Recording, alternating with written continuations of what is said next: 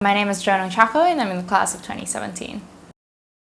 Joan as a child, I think was not that different from Joan today. Like, she was still kind of maybe shy, I think. She also liked the little things like Disneyland or princesses or squirrels. She believed in magic and like Santa Claus. I still have a Mickey Mouse stuffed toy actually in my room right now because it was the gift that my dad gave me before I went abroad, because he was like, I never want you to forget what it feels like to be a child. Much of my really like formative years were in the Philippines. I mean, one of my favorite traditions in the Philippines, for instance, was this thing called a debutante ball, which you celebrate on your 18th birthday. You're supposed to dance with like 18 roses or like 18 men.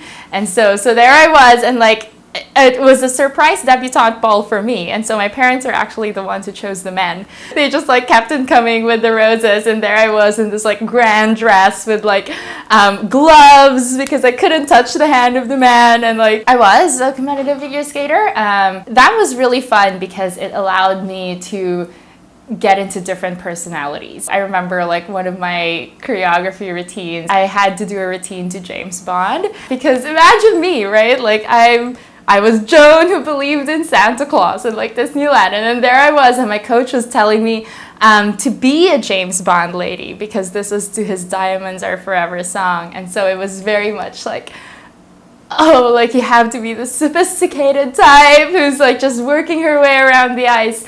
Until today, I am most myself on ice. Like sometimes I just go to J-Cube just to smell the ice. Well, so I started dancing ballroom actually just 2 years ago. I remember the first day in the studio and I just absolutely could not follow the guy.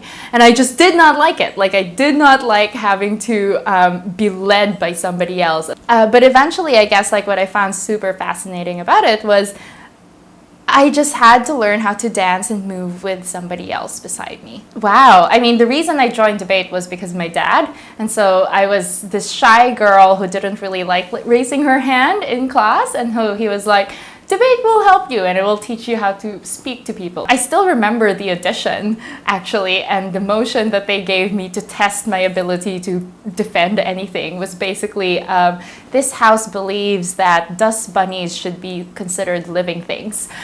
It forces you in a lot of ways, because of that, to just open your mind to a lot of different arguments. It's definitely made me see the world in a different way. I remember because I was coming from a gap year in Hong Kong. Like I fell in love with it immediately. Like I got there and I was just drawn into the fast-paced life, the city lights.